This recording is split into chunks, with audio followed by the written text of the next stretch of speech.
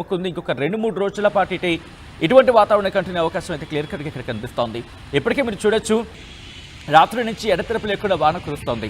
భారీ వర్షాల వరకు వెళ్ళొచ్చా, భారీ వర్షాల వరకు వెళ్ళొచ్చా అంటే కనుక బిగ్గెస్ట్ క్వశ్చన్ మార్క్. ఈ నేపథ్యంలో అసలు ఐఎండీ ఏమంటుంది, భారత వాతావరణ శాఖ ఏమంటుంది, ఎటువంటి అంచనాలు ఉన్నాయి, ఎటువంటి వర్షపాతం నమోదే అవకాశం కనిపిస్తుంది రాబోయే 2-3 రోజులు, తెలంగాణలో ఎటువంటి సిచ్యువేషన్ ఉంది, మరీ ముఖ్యంగా హైదరాబాద్లో ఎటువంటి వాతావరణం ఉంది, ములుగు మీద ప్రభావం ఇప్పటికే మనకు కనిపిస్తోంది.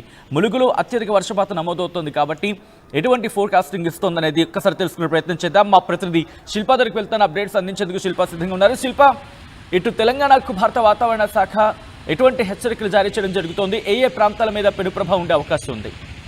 రాష్ట్ర వ్యాప్తంగా నిన్న సాయంత్రం నుంచి ఎడతెరిపి లేకుండా భారీ వర్షం కురుస్తుంది. ఇటు సిటీలో కూడా అదే పరిస్థితి ఉంది. నిన్న సాయంత్రం నుండి కూడా ఎడతెరిపి లేకుండా భారీ వర్షం నమోదవుతుంది. ఇటు రోడ్లపైన నీరు చేరడంతో వాహనదారులు పెద్ద ఎత్తున ఇబ్బంది పడుతున్నారు. ఇంకోవైపు జిల్లా వ్యాప్తంగా కూడా భారీ నుండి అత్యంత భారీ వర్షాలు నమోదవుతున్నాయి. మాన్సూన్ సీజన్ స్టార్ట్ అయ్యాక విస్తారంగా వర్షాలు స్టార్ట్ అయ్యాయని కూడా మనం చెప్పుకోవచ్చు. ఇటు జిల్లాలో కూడా అత్యంత భారీగా వర్షాలు నమోదవుతున్నట్టు కూడా ఇప్పటికే వాతావరణ శాఖ అధికారులు చెప్తున్నారు. ఇంకోవైపు నిన్న ములుగు జిల్లాలో దాదాపు 22 నుండి 23 సెంటీమీటర్ల మేర వర్షపాతం నమోదైంది.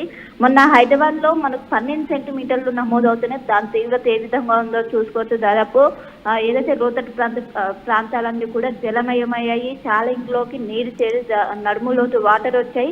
అది 12 సెంటీమీటర్లు నమోదవుతున్నాయి. పరిస్థితి ఆ విధంగా ఉంది. కానీ ములుగు జిల్లాలో ఏకంగా 22 సెంటీమీటర్ల మేర వర్షపాతం నమోదైంది. ఇదే హైయెస్ట్ రికార్డు. గతంలో ఎప్పుడు కూడా 22 సెంటీమీటర్ల వరకు కూడా రాలేదు. కానీ ఈసారి ఇది హైయెస్ట్, ఇది రికార్డ్ బ్రేక్ చేసిందని చెప్పుకోవచ్చు. ఇంకోవైపు రానున్నటువంటి 3 రోజుల పాటు రాష్ట్ర వ్యాప్తంగా ఇదే పరిస్థితి ఉంటుంది. ఎడతెరిపి లేకుండా భారీ వర్షాలకు అవకాశం ఉందన్నట్టు కూడా ఇప్పటికే వాతావరణ శాఖ అధికారులు చెప్తున్నారు. ప్రధానంగా ఉత్తర తెలంగాణ జిల్లాలైనటువంటి నిర్మల్, నిజామాబాద్, ఆసిఫాబాద్, అదేవిధంగా ములుగు, భూపాలపల్లి ఈ జిల్లాలకు ఎక్కువగా ఎఫెక్ట్ ఉంటుందంటూ కూడా చెప్తున్నారు. ఉమ్మడి వరంగల్ కావచ్చు, ఉమ్మడి ఆదిలాబాద్ కావచ్చు, వీటికి అత్యధికంగా ఎక్కువగా వర్ష ప్రభావం అనేది ఎక్కువగా ఉంటుంది. ఒకవైపు ఋతుపవనాల ద్రోణి అనేది ఎక్కువగా కనిపిస్తుంది. దానికి తోడు ఉపరితల ఆవర్తనం కూడా ఈశాన్య బంగాళాఖాతంలో కొనసాగుతున్నట్లు కూడా ఇప్పటికే వాతావరణ శాఖ అధికారులు చెప్పడం, దీని ప్రభావం అనేది ఎక్కువగా ఒకవైపు ఆంధ్రప్రదేశ్తో పోల్చుకుంటే తెలంగాణలోనే ఎక్కువగా ఉంటుందని కూడా చెప్పుకుంటూ, దాని ప్రభావంతోనే మనకు నిన్నటి నుంచి ఇటు సిటీలో కావచ్చు, ఇటు జిల్లాల్లో కావచ్చు భారీ నుండి అత్యంత భారీ వర్షాలు నమోదవుతున్నాయి. ఇటు నగరంలో చూస్తున్నట్లయితే చిన్న వర్షం వస్తున్నాయి, పెద్ద ఎత్తున ఇబ్బందులు పడతారు. ట్రాఫిక్ జామ్ కావచ్చు, వాటర్ లాగింగ్ పాయింట్స్ దగ్గర వాహనదారులు ఇబ్బందులు పెద్ద ఎత్తున ఇబ్బంది పడతారు.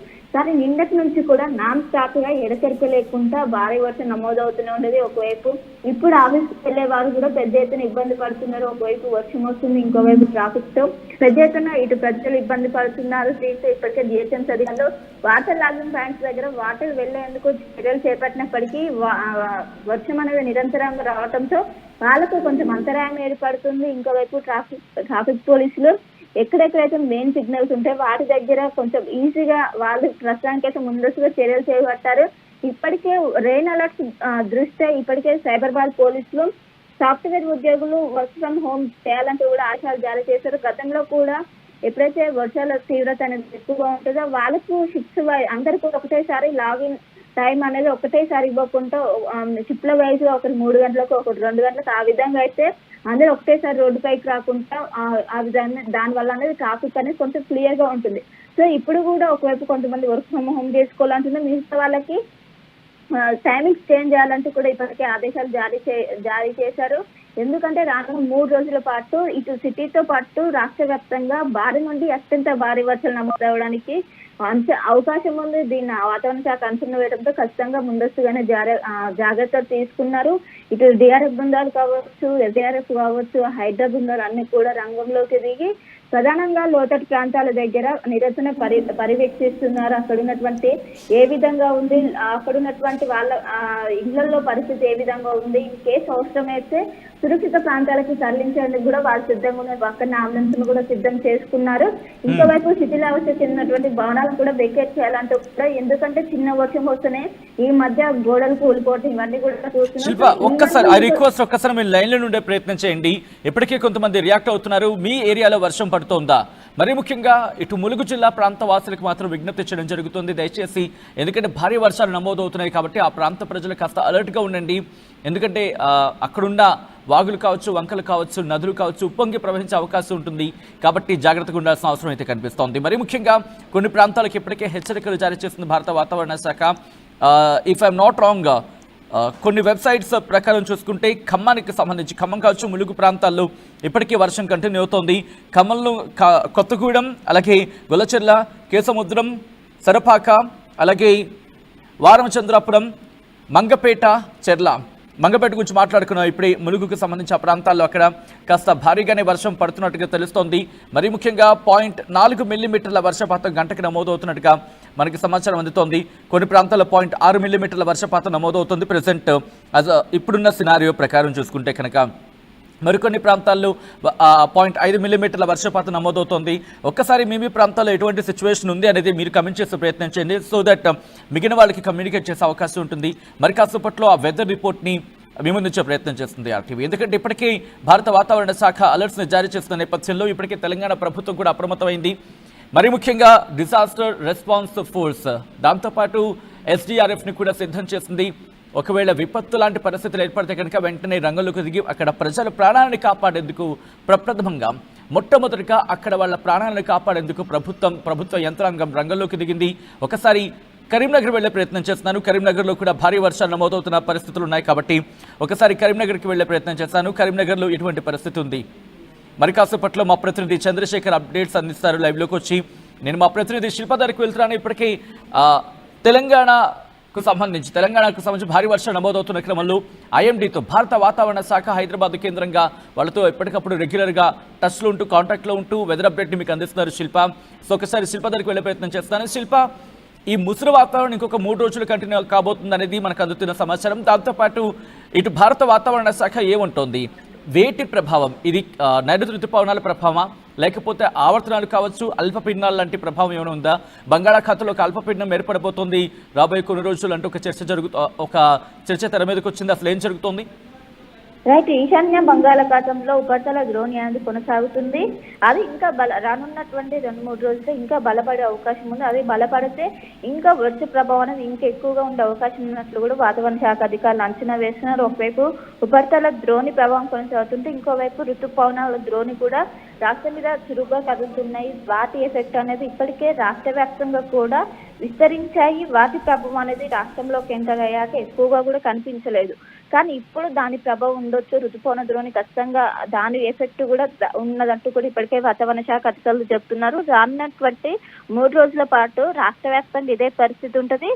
దట్టు ఆరెంజ్ అలర్ట్ జారీ చేశారు. ఆరెంజ్ అలర్ట్ అంటే బీ ప్రిపేర్, ఖచ్చితంగా జాగ్రత్తలు తీసుకోవాల్సినటువంటి సమయం. ఈ 3 రోజుల పాటు అటు జిల్లాలో కావచ్చు, ఇటు సిటీలో కావచ్చు, ఖచ్చితంగా ప్రిపేర్ అయి ఉండాలి. అత్యవసరంగానే బయటికి రావాలంటూ కూడా సూచనలు జారీ చేస్తున్నారు. దీంతో ముందస్తుగానే అటు GHMC అధికారులు కావచ్చు, ఇంకోవైపు జిల్లా యంత్రాంగం కావచ్చు, ఎప్పటికప్పటికి వాళ్ళు ఇక్కడ సూచన ఫాలో అవుతూ మొత్తం మీద ముందస్తుగా అటు రైతులను కావచ్చు, ఇటు ప్రజలను కావచ్చు అలర్ట్ చేస్తున్న సిచ్యువేషన్ కనిపిస్తుంది.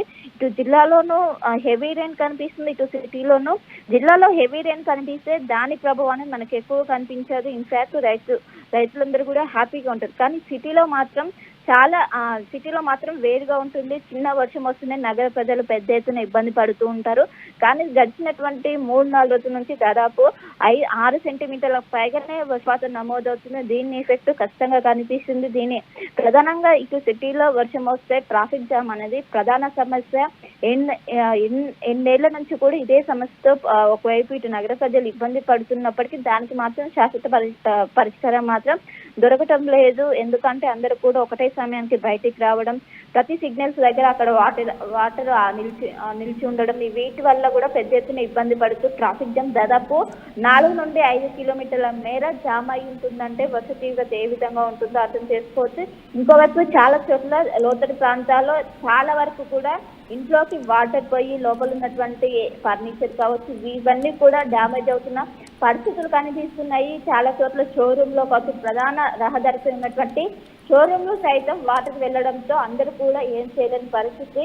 దీంతో ఇప్పటికే ముందస్తుగానే చర్యలు చేపట్టారు. మాన్సూన్ టీమ్స్ అనేది దాదాపు 173 వరకు ఉన్నాయి. అవన్నీ కూడా రంగంలోకి దిగే వాళ్ళ దగ్గర ఒక లిస్ట్ అవుట్ ఉంది. వాటర్ లాగింగ్ ట్యాంక్స్ ఎక్కడెక్కడ ఉన్నాయి.